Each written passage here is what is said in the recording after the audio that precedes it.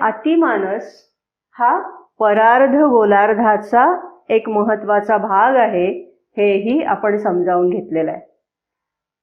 आणि आपण हेही जाणून घेतलेलं आहे की आपला सगळा जो ह्या पृथ्वी तलावरचा जो सगळा कारभार चालतोय तो सगळा या अधिमानस पर्यंत असलेल्या निम्न गोलार्धामध्ये चालतो आहे.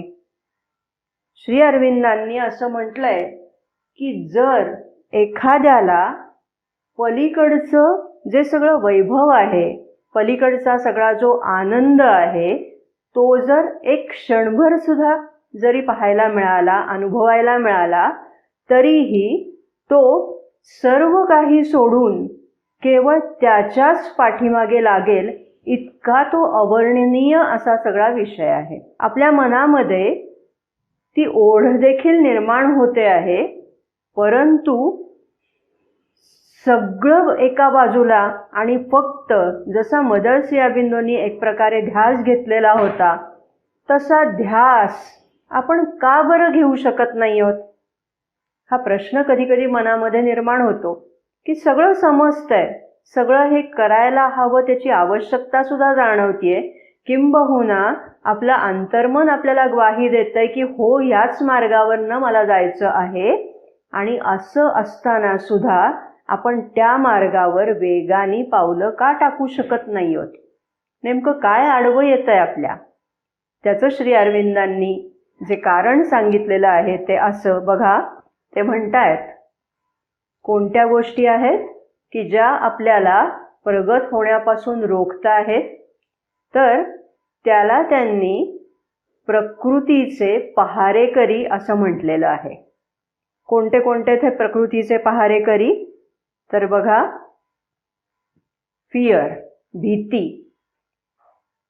ज्या गोष्टी अज्ञात असतात, जो प्रांत अज्ञात असतो त्या प्रांतामध्ये जायला आपलं मन धजावत नाही, आपल्याला भीती वाटते. दुसरं डिस्ट्रस्ट, अविश्वास.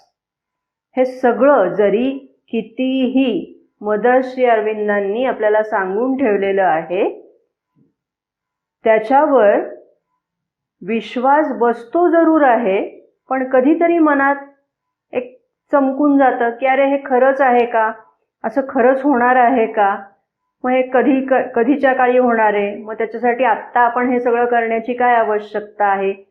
ह्या सगळ्या ज्या शंका कुशंका, स्केप्टिसिझम आणि डिस्ट्रस्ट, हे जर आपल्या मनामध्ये कुठेतरी चलबिचल निर्माण करत असतील, दोलायमानता त्यामुळे आपल्या मनात निर्माण होत असेल, तर ते म्हणजे प्रकृतीचे पहारेकरी आहेत. आणि ते काय करतायत, तर प्रकृतीने निर्माण केलेलं हे जे सगळं कुरण आहे, त्या कुरणामध्येच आपण वावरत राहावं असा प्रयत्न ते प्रकृतीचे पहारेकरी करतात. आपण हे ओलांडून पलीकडे जायला लागलो की ते पुन्हा पुन्हा काहीतरी निमित्ताने आपल्याला त्या कुरणामध्येच आपण रममाण राहावं असं पाहत राहतात, असं श्री अरविंद इथे म्हणतात. आणि दुसरं असं त्यांनी म्हटलंय, द वे इज नॅरो. हा गोलार्ध ओलांडून पलीकडे जाण्याचा जो मार्ग आहे तो अतिशय अरुंद आहे. ती अजून पाऊलवाटच आहे. तो मार्ग अजून राजमार्ग झालेला नाही, कारण पुरेसे लोक तिथपर्यंत जाऊन पोचलेले नाहीत.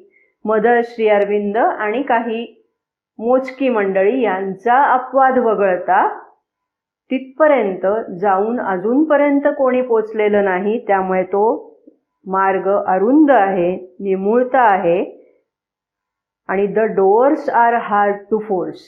आणि तो गोलार्ध ओलांडून जाण्यासाठी पलीकडे असलेला जो दरवाजा आहे मधला, तो दरवाजा उघडणं अतिशय बिकट आहे असं ते म्हणतात.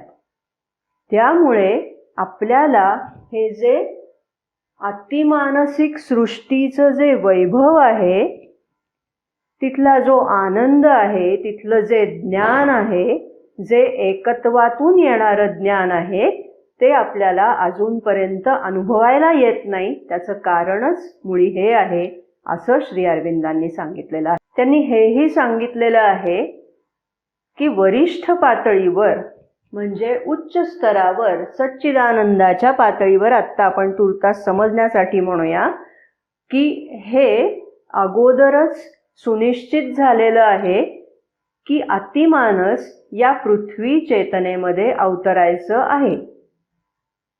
ही योजना झालेली आहे. परंतु मग अडचण कुठे आहे? ते येत का नाही अजूनपर्यंत खालती? श्री अरविंदांना एवढे प्रयास का करावे लागतात? त्याचं कारण ते सांगतायत बघा.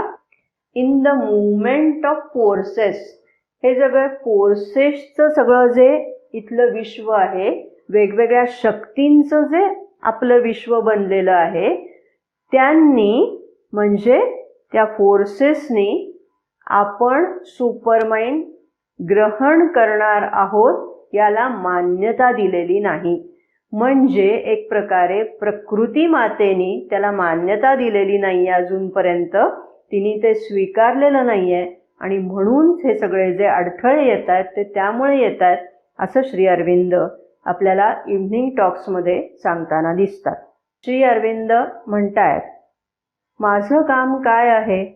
म्हणजे त्यांचं जे अवतार कार्य आहे ते काय आहे ते एक प्रकारे ते इथे सांगतायत बघा. मी इथे काय करू पाहतोय तर पृथ्वी चेतनेमध्ये सुपर माइंड प्रस्थापित करू पाहत आहे आणि ते करताना प्रथम ते सुपर माइंड माझ्यामध्ये एस्टॅब्लिश करणं, प्रस्थापित करणं हा त्याचा केवळ एक भाग आहे.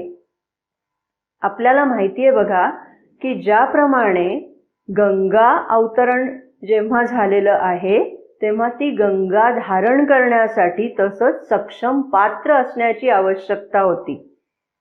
अगदी तसाच प्रकार इथे आहे की हे जे सुपरमाइंड येईल ते सुपरमाइंड धारण करण्यासाठी तितकंच सक्षम पात्र असलं पाहिजे आणि त्या दृष्टीने श्री अरविंद ही सगळी वाटचाल करतायत. श्री अरविंद सगळा जो प्रयत्न करतायत तो नेमका त्याचसाठी करतायत की स्वतः अशा रीतीचं एक सुपात्र व्हावं की ज्यामध्ये सुपरमाइंड धारण करू शकलं जाईल. It would make it's descend possible in others also.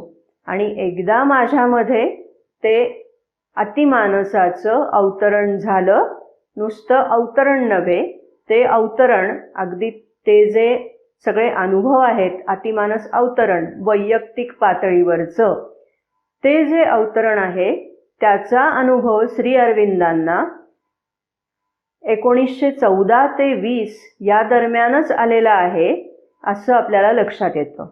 म्हणजे रेकॉर्ड्स ऑफ योगामधल्या त्यांच्या नोंदी जर पाहिल्या तर या सगळ्या गोष्टींच्या खाणाखुणा आपल्याला तिथे पाहायला मिळतात.